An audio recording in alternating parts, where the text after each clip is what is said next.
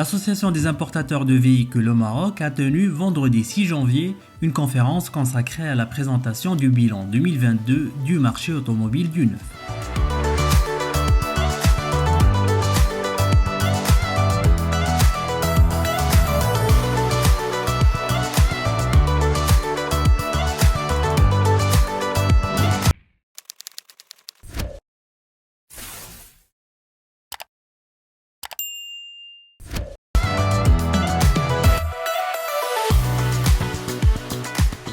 Le marché automobile marocain du neuf a connu une année 2022 difficile.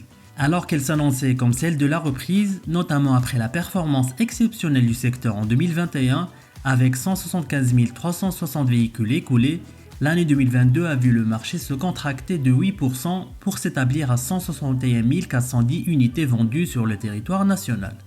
Adil Benani nous explique pourquoi.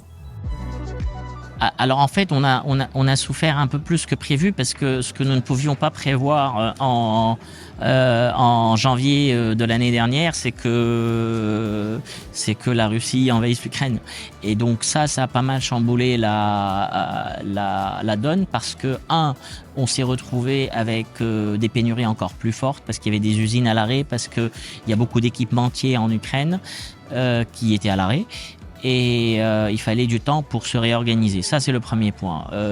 Ça s'est chamboulé parce que ce conflit a eu un impact inflationniste sur l'énergie qui a perturbé le marché, et très vite cette inflation s'est retrouvée sur le basket de consommation des ménages, ce qui a freiné la demande. Donc ça a été une année quasi catastrophique en Europe, mais nous importons cette inflation et au Maroc, malheureusement, nous avons aussi observé cette inflation, pas que dans notre secteur, un peu partout, et ceci est de nature à affecter le pouvoir d'achat des ménages qui sont nos clients, et par conséquent, la demande se fait de moins en moins forte depuis déjà 2 à 3 mois, d'où des perspectives très prudentes pour cette année 2023.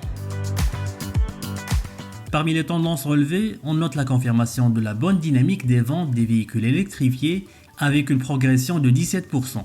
Toutefois, leur part de marché reste tout de même timide à 3,5% contre 45% en Europe. Pour Adil Benani, la croissance des ventes de ce type de véhicules dépendra des mesures politiques destinées à stimuler la demande et du développement du réseau de bornes publiques. À cela s'ajoutent les efforts de promotion, mission que remplit entre autres le salon Auto Expo. Véritable vitrine du secteur, ce rendez-vous incontournable de la profession n'a plus été organisé depuis 2018. Qu'en est-il cette année ? Non, cette année, il n'y aura pas d'Auto-Expo. Maintenant, si vous avez observé dans le monde, il n'y a plus autant de salons qu'avant. Parce que on a découvert pendant le Covid qu'on pouvait promouvoir d'une autre manière.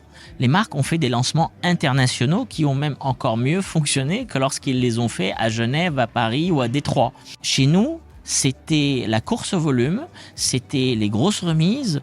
Ce n'est pas ça dans un contexte économique qui n'est pas très bon. Donc, on est en train de réfléchir. Est-ce que ce sera du figital ou du digital ou de l'innovation pure, ou je veux dire, un salon d'idées? On est en train de réfléchir. Mais comme je l'ai dit, la profession a besoin d'un rendez-vous, une fois tous les 2 ans, pour dire voici ce qu'on fait, voici ce qu'on veut, et puis surtout pour faire rêver les gens, parce que on vend aussi du rêve. Et ça ne peut pas se faire qu'à travers une tablette ou un téléphone. Notons enfin que le dernier événement de Adil Benani en tant que président de l'EVAM sera le Car of the Year Coty Morocco 2023, prévu en février prochain.